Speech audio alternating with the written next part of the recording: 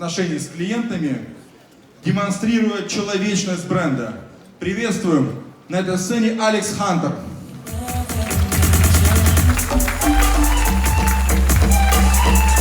Welcome to Moscow.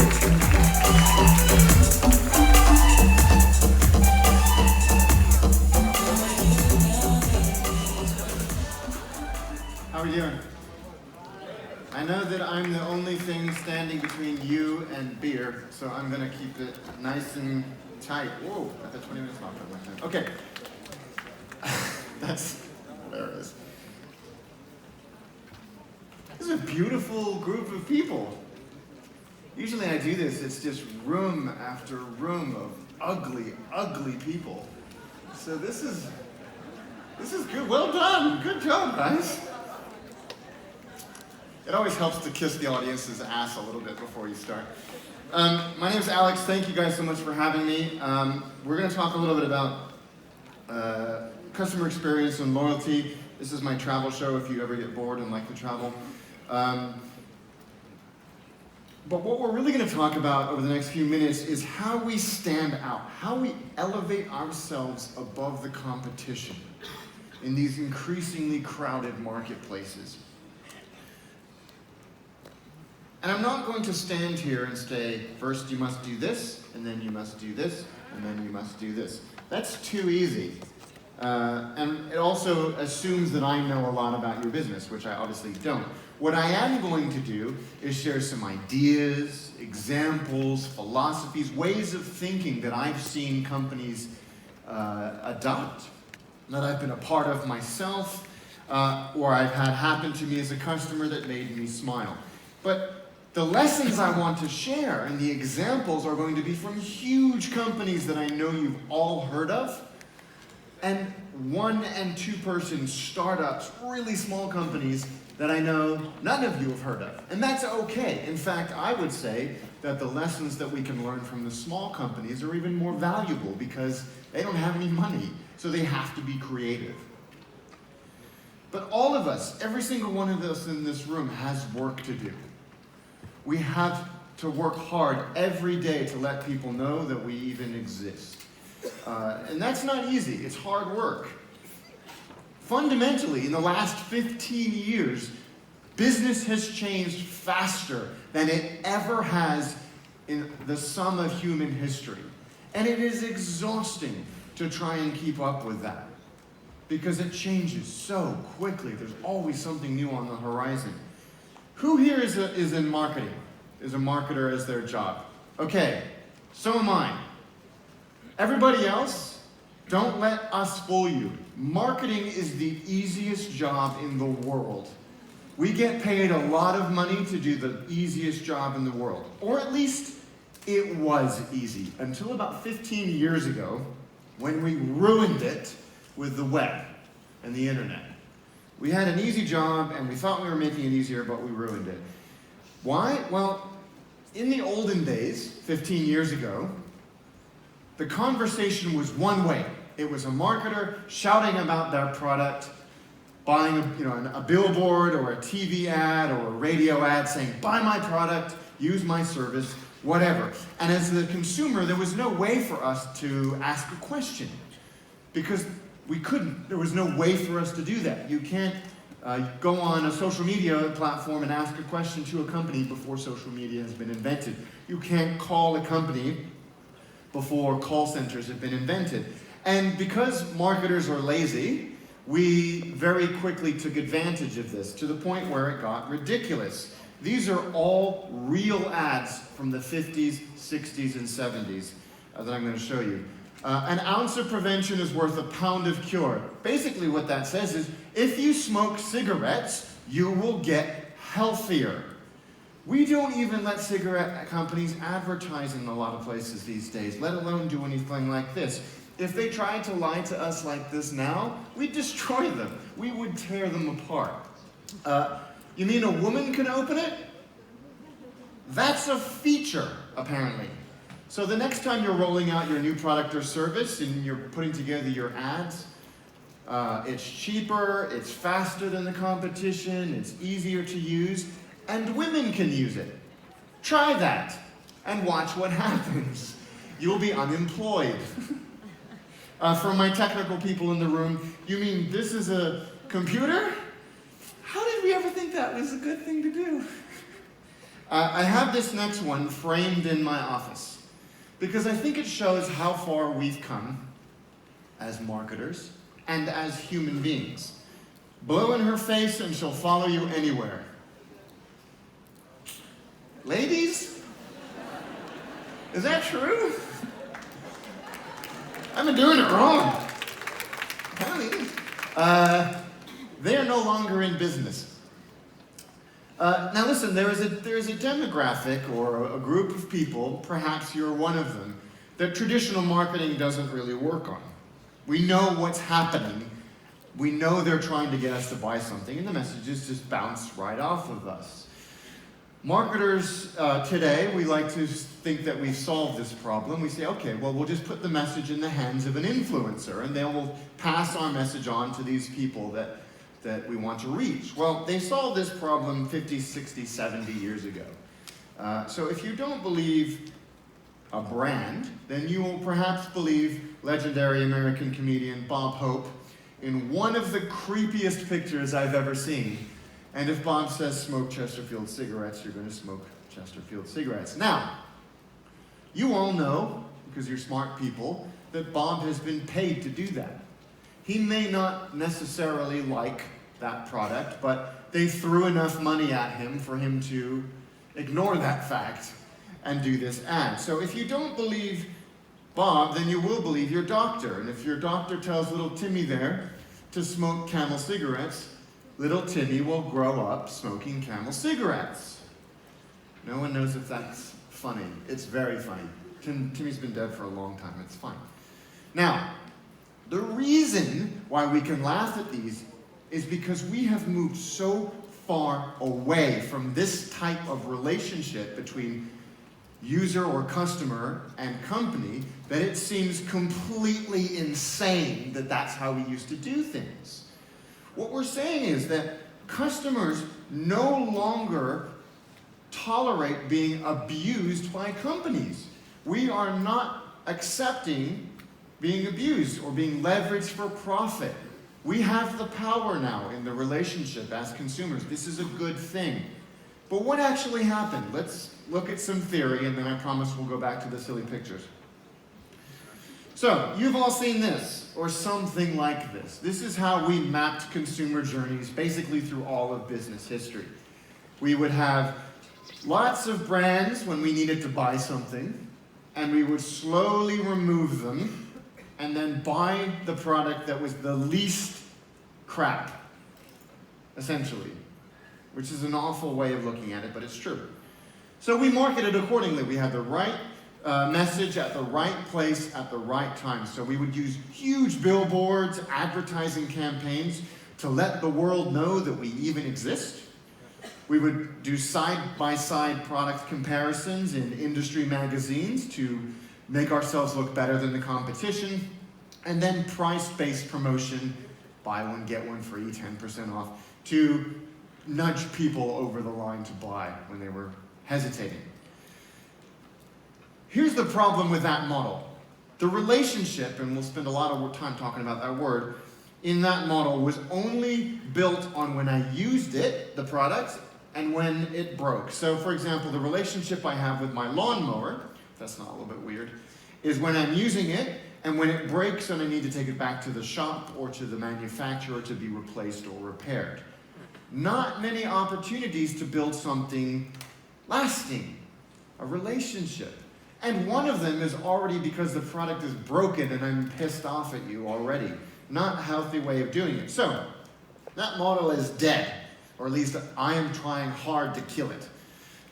Because customers, you guys, me, we make that purchase decision of what we want to buy way before we ever go into a shop, pick up the phone, or click buy. Because we're doing all of this research on this new tool, the web. And so the model has had to change as a result. Again, many of you may have seen something like this. This is my version, therefore it's the best. But you can see it's cyclical. It's far more efficient. There are also way more points where we can interact with the customer and build something of value between us. And finally, and perhaps most importantly, it's reasonably balanced between pre- and post-purchase. Now, we don't systematically narrow down those choices anymore. Instead, we're looking at brands constantly coming in and out of contention over a much longer research period. But after I buy the product or service, that's where this gets really exciting, at least to me, is because the relationship becomes open-ended. I share my experiences with my friends and peers on social media, and people I will never meet and have nothing in common with, also on social media. But finally, the moment at which we can influence purchase, get someone to go, okay, click, buy, has changed. In the olden days, in the old model, we used to spend a lot of time and money on the consideration phase, letting people know that we exist. Big, expensive, inefficient, difficult to track traditional advertising. And then on the buy phase, paying people with discounts to buy a product. Ugh, that shouldn't happen. Those that have figured out this model realize that if you take the customer's hand and guide them through the research process, you build a sense of trust and transparency, and that is powerful. And then after they buy, helping them and giving them a reason to shout about you, because that recommendation is very valuable. Now, there comes a point when as a customer, I love you so much that I would never even consider going to the competition, no matter how good their product is. And I'll give you an example. So we're looking for this concept called the loyalty loop, when I wouldn't even consider going to anybody else. I'll give you an example. Who are my Apple people? Who's an Apple fan? A few of you. Give me some, half of you. Well, they're all coming up. Everybody's a little shy. Apple people, I'm just talking to you right now. Everybody else can take a moment.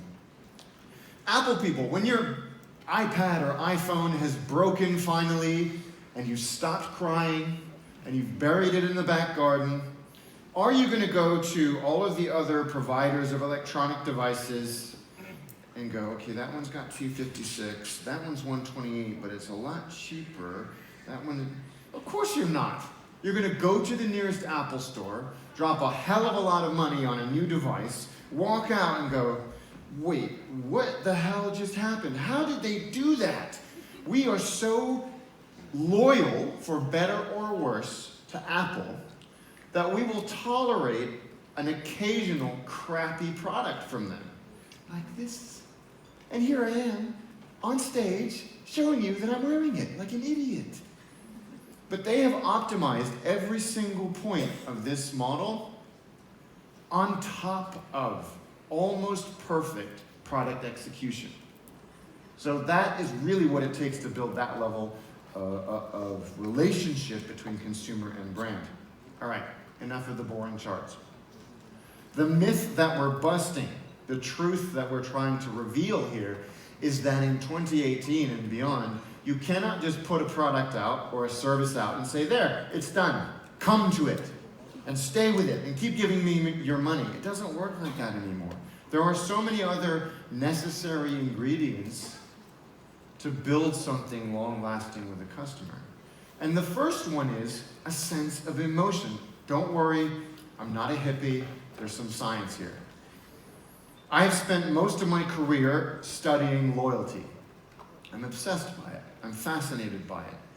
I have not even managed to figure out a tiny bit of how it works. But the only thing that I am absolutely sure of is that loyalty is an emotional concept. You cannot have true loyalty without an emotional investment, without feeling something. Emotion and loyalty are driven from very particular parts of the brain, and we'll come on to that in a minute. There was a program in the US called Mad Men, which was basically a 60s advertising show. It was pornography for marketing people like me. But this quote really struck me. I have to feel something. That's what sells as a customer. How I feel when I take the lid off the box of the product for the very first time and see it and hold it and touch it. How I feel when I walk off of the street and into your store for the very first time. How I feel when I'm angry as hell and I call your company when I've got a problem. How I feel at the end of that call. That is what gets me coming back. There is a Canadian neuroscientist called Dr. Donald Collin, whose work I'm oversimplifying dramatically by compressing into this slide. About 30 years ago, he wrote a very, very, very boring book. But in that boring book was this piece of gold. He basically figured out that if you want someone to do something, to act, you have to stimulate the emotional part of who they are. Why? Well, he figured out that reason will lead to conclusion. What does that mean? 1 + 1 = 2. The specifications of this product will solve my problem, but they won't actually get me to do anything. To drive action, we have to touch the person emotionally. Action is driven from the limbic system in the brain, which also, not coincidentally, is also what regulates emotion. They are inseparable. So what does that mean? Well, we all have, I'll ask you, you're going to do some work for me. What brand or product or service do you love that you use every single day? Maybe you have for as long as you can remember. Gives you a nice, warm, fuzzy feeling every time you use it. What brand or product or company or service could you, oh, there's people up there. Could you not live without? Shout them out to me, give them to me. Oh, I love it when an audience is vocal. I heard Apple. I did this once, and a guy up in those seats, funnily enough, was just like, beer. It was 9:30 in the morning. So mine is Diet Coke. There is absolutely nothing better in this whole world than a cold can, no, they're not paying me, of Diet Coke. I know it's going to satisfy me. I know it's going to taste the same no matter where I go in the world. I am completely loyal to Diet Coke. So much so that if I go into a bar or a restaurant and I order a Diet Coke, and they say, oh, Diet Pepsi be okay? It's like they've spit on my grandmother. No, how dare you suggest such a thing? Now, the reasonable, logical part of my mind is saying, Alex, it's the same thing. It's brown water in a tin can that is killing you. Calm down before they throw us out. But the emotional part of my mind is like, we should probably set this whole place on fire.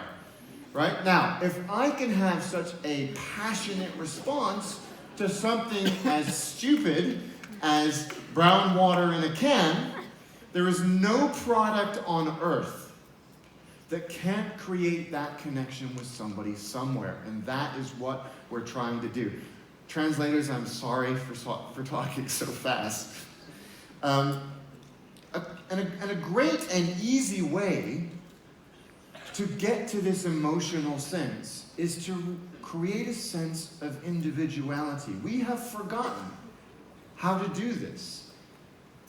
When we first started business, this is the only way to do it. We had to be treated as individuals because we would have to go into a shop, talk to somebody, tell them what we wanted, get the product, give that person money, they would give us the product.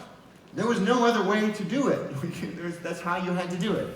When we created the web, we knew this was important, but it was also really, really hard and really expensive. So we said, it's important, but it's really hard. So let's go and put it over here and go and build Facebook and Google and Twitter and all that other stuff. Except we forgot to come back to it. And now, as users, we're like, hey, we're humans. We're not a line on a spreadsheet or in a database. You can't just call me user or customer. I have different needs than that person, and I want to be treated as such. It sounds expensive. It sounds hard, but it's great customer experience is lots of tiny little things coming together to create something magical. I'll give you an example. There is a hotel in New York City. Small hotel, boutique, not part of one of the big chains. And you know when you check into a hotel, you have to fill in a form. Name, email address, passport number, blah, blah, blah. This one at the bottom of their form said, what are your favorite snacks? And I was like, blah, blah, blah, blah, blah. Diet Coke, obviously. When I've completed it, the check-in, went downtown for some meetings. But when I came back to my room a little bit later that day, there was a note, handwritten from the manager. Dear Alex. Alex, because that's my name. Welcome. We hope you have a great stay. Basket full of my favorite snacks. Fridge full of Diet Coke. This is the greatest hotel in the world.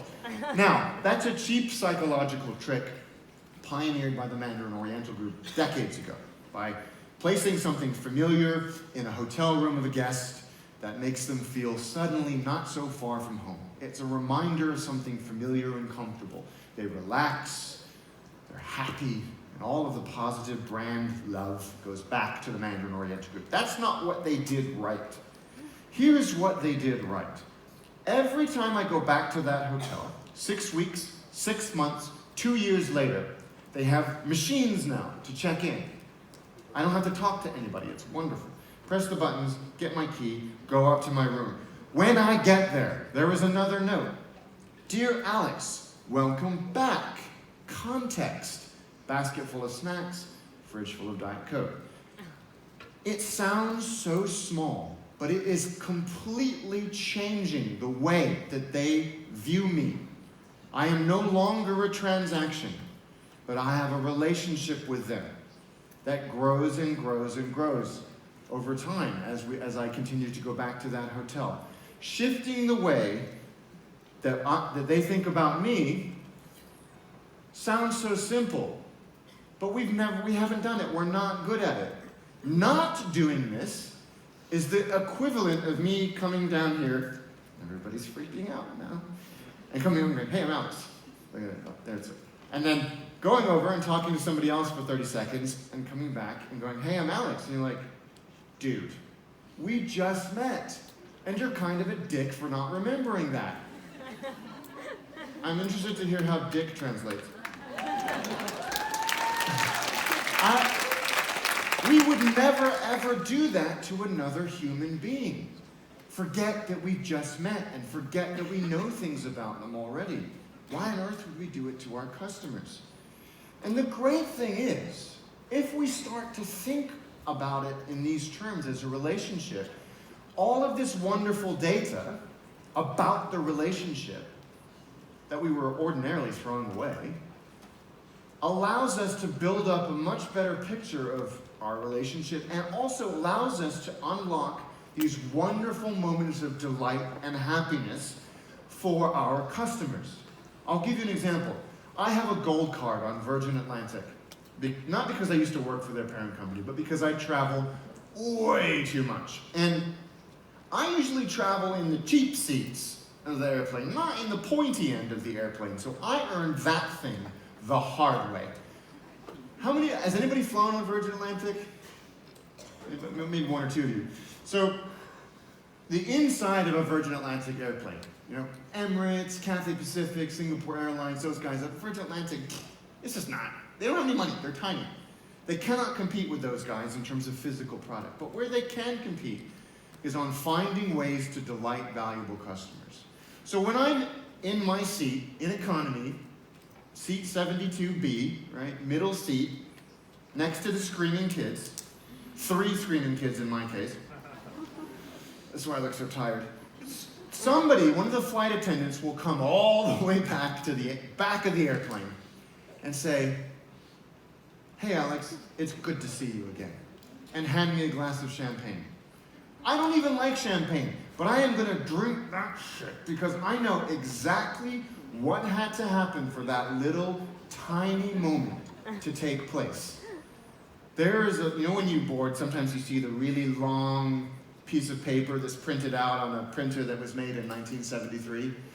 It has the names of every person on the airplane on it. Well, next to my name is a little symbol that says, he travels way too much.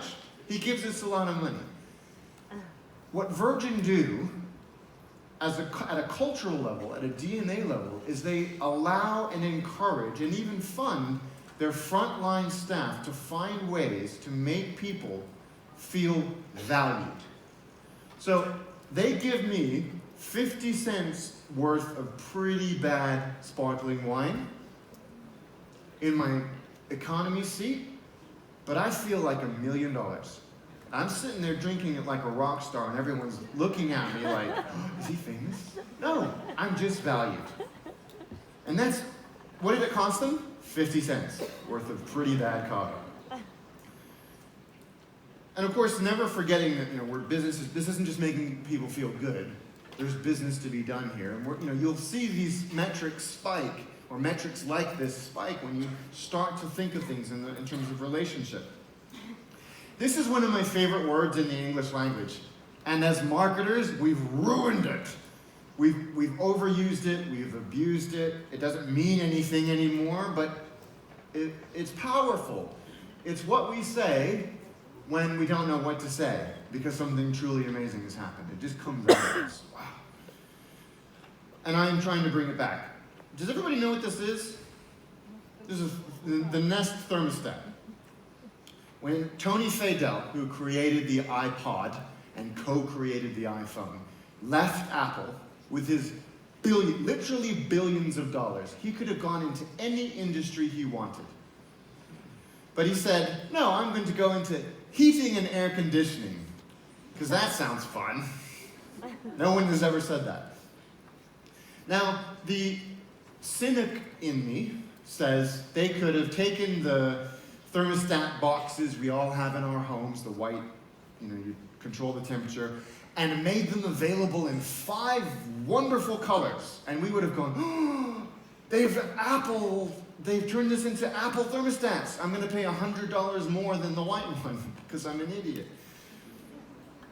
But they didn't. They said, look, we are controlling one of the most important things in a human's life, the comfort of our homes. So they reinvented all of the technology. The thermostat and the heating connects to your phone. It knows what temperature you like it. It knows when you're almost home from work. It knows what temperature the dog likes it. But also, the physical bit, the bit I interact with and touch and look at, is so beautiful that I want to lick it every time I walk past it. And now you have people saying, hey, why don't you come to my house after work and look at my thermostat? No one's ever said that ever about a thermostat. So there is not a product on earth that can't at least aspire towards, it's wondering when that would come through, creating a sense of wow with everything that we do. If we're at least trying to make people feel or say wow, that's a great way to develop our products. There is a wonderful quote by Arthur C. Clarke, who wrote 2001: A Space Odyssey and many other wonderful books. He said, any sufficiently advanced technology is indistinguishable from magic. What does that mean? It means as a user or customer, I don't care how it works. I care that it works. The technology behind it, the money, I don't care. I'll give you an example. I like telling this story. I was in London with my father a few years ago, and it was raining, because it always rains in London, where I live, and it was a Friday night, and we were never going to get a taxi. There were no taxis. We'd been waiting in the rain for about 20 minutes. And I said, no, we'll get an Uber. He said, what is Uber, Alex? I don't speak German. I was like, well, look, here. Look. I showed him, and he's like, oh, the little cars are moving around. And I said, yeah, look, here comes ours right now. As far as my father knows, his son pressed a button on his phone, and a car appeared. As far as my father knows, his son is a witch. Now, my father does not care about the technology needed to do that.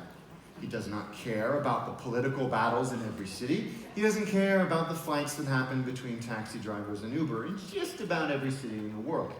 All he cares about is that he can go anywhere in the world, pretty much, press a button, a car will magically appear, he gets in, doesn't have to say where he wants to go, it will take him there, he gets out, and doesn't have to pay. He hasn't understood that it's attached to his credit card, but that's fine. We'll let him have that for now. My father is now a convert. He understands the story, he understands the magic that is happening here. And that's powerful. We don't have to pat ourselves on the back about it. If you are lucky enough to create that sense of magic that my father had to this day with Uber, it's okay to not explain in a press release how you did it. It's okay for people to think it's really magic. I mean, they don't really think it's magic, but it's so far ahead of our reality that it feels like magic, and that's okay. We have a lot to get through. I'm rather fascinated by this, by how brands and companies and products move around the world. The temptation is, when you have created something successful in one city or state or country, is to then copy and paste around the world. Unfortunately, it ain't that easy. It's much, much harder than that. This is a classic business school anecdote that GE used to have one global strategy that they rolled out across the world. They realized that every country, every environment is very different, so now they have 160 different strategies for 160 different countries. I don't actually know if that's true or not, but it makes my point, so I'm going to keep it in the deck. FedEx do this. They have a global brand promise. The world on time. That's what they promise you if you're in Bangkok or Buenos Aires or Boston. How they make that promise happen changes dramatically depending on where you are in the world. So if they tried to deliver on the promise as they do in Australia with those huge trucks in Venice, there would be a lot of very wet packages. So they realize they need to change how they deliver depending on where they're delivering it. The promise does not change. How they deliver on it changes dramatically. But the undisputed heavyweight champions of the world of this concept, love them or hate them, are McDonald's. This awful, awful word of globalization, localization, awful word. But they are the champions of it. Any one of you can go into a McDonald's anywhere in the world, and you know exactly what to do. Even if you don't understand the language or can't even understand the characters, you know you have to walk to the back of the shop, point at a picture of the food you want, give them money, they give you food, you eat it, and then you pray that everything's going to be all right. But what McDonald's have figured out is that also, so you can go anywhere in the world and get very consistent product. You can get a Big Mac, you can get a thingy, quarter pounder, and a breakfast thingy. Anywhere in the world. But they realized that around the world, people's taste and preference and religious needs change. So you can also get in India, where a very large percentage of the population don't eat beef, it would be stupid for them to say, come and eat a Big Mac, which is just a bunch of beef. Instead, you cannot actually get the Big Mac in India. You can get the Maharaja Mac, which is a chicken Big Mac. It's fine, it's good, I've had it. In Korea, the bulgogi burger, and in many countries in Southeast Asia, a vegetarian burger. In Hong Kong, where I grew up, you can get the black burger. That at the bottom is mashed potato. I do not recommend it. It was pretty gross. But so they realized that what's available, what's preferred, what's doable in these areas changes, and they need to be flexible in how they deliver on what they say they're going to do. I also am rather impressed by the way that they represent their products to kids, which sounds terrible, I know. Around the world, Ronald McDonald is the creepy clown ambassador for McDonald's. But in McDonald's in France, they called McDonald's global headquarters and said, listen, Ronald McDonald's scaring French kids. It's just not working out. What can we do? He said, you know French children better than we do. Do what you think is sensible. So they fired Ronald, and they licensed Asterisk and Obelix to sell fast food to children, which is pretty horrendous, but there we are. But they've managed to scale this experience and this consistency at an unprecedented and impressive level. 34,000 stores now in over 130 countries. And most importantly, I think, across a lot of people.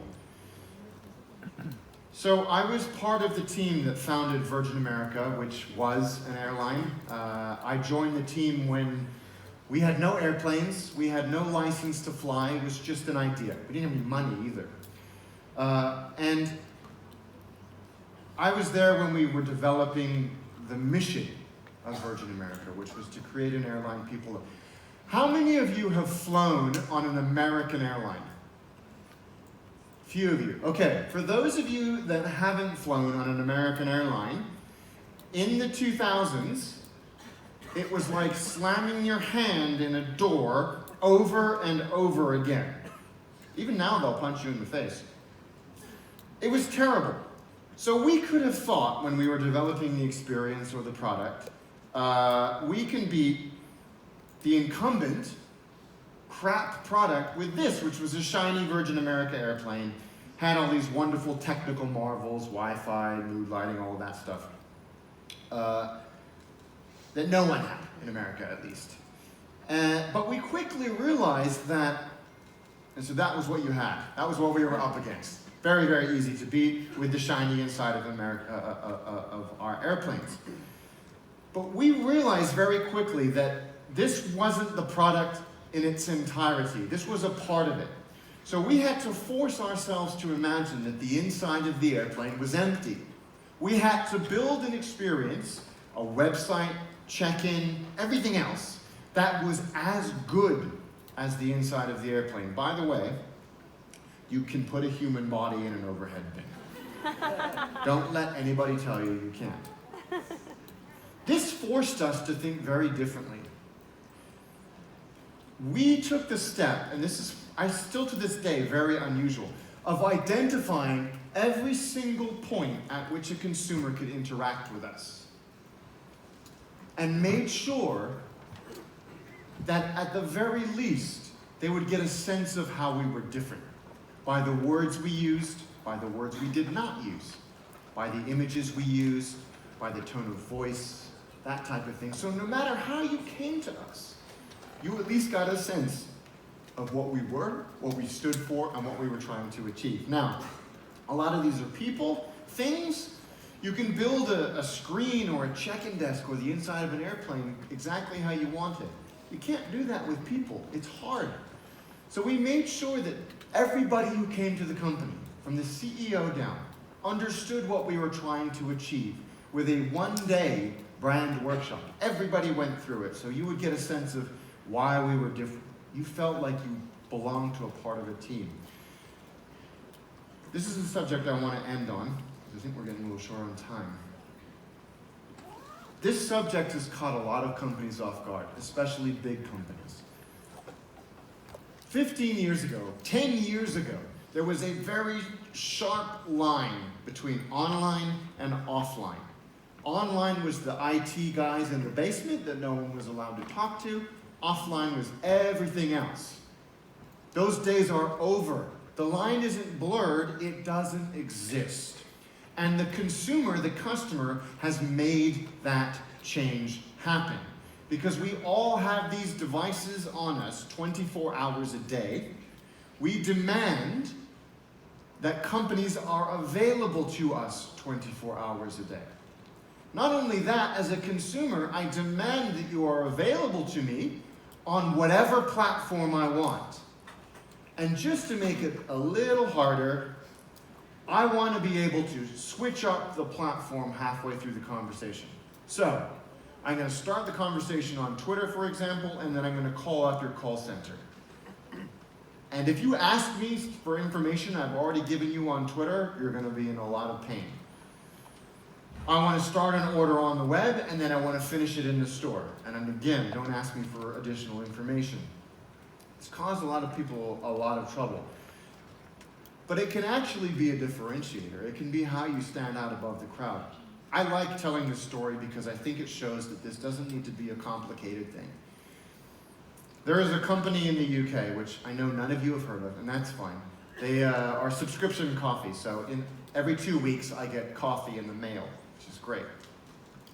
When this story happened, they were 2 people working part-time, and it was the Saturday before Christmas, the busiest day of the shopping year.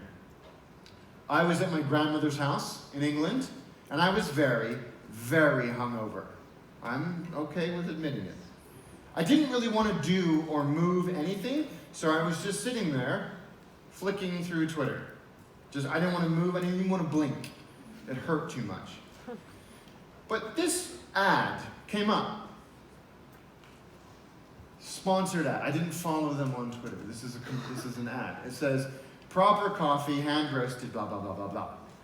Now, we all have that one word that when we hear it, makes us go crazy. We hate it. There's no reason, normally. It just drives us crazy. You're all thinking of yours right now. Mine is proper. Proper is a word that I hate. I hate it so much, especially when it's used in marketing. Because certainly in English, it means that you think you're better than somebody. It means that you are lazy, frankly. I hate this word so much that I actually replied to an ad and said, you get negative points for using this word. You are better than that. And I thought, I have solved the world's problems. I put my phone away and I've done my angry old man bit, and I continued with my hangover. Saturday before Christmas, 2 people. Important to remember that. Moments later, my phone, I get a notification. A reply. Sorry, we didn't mean to sound snobbish. We're just looking for a word that conveys good taste. Maybe just tasty. Now, I believe very strongly that if you genuinely believe in the quality of what you produce, you have every right to be confident.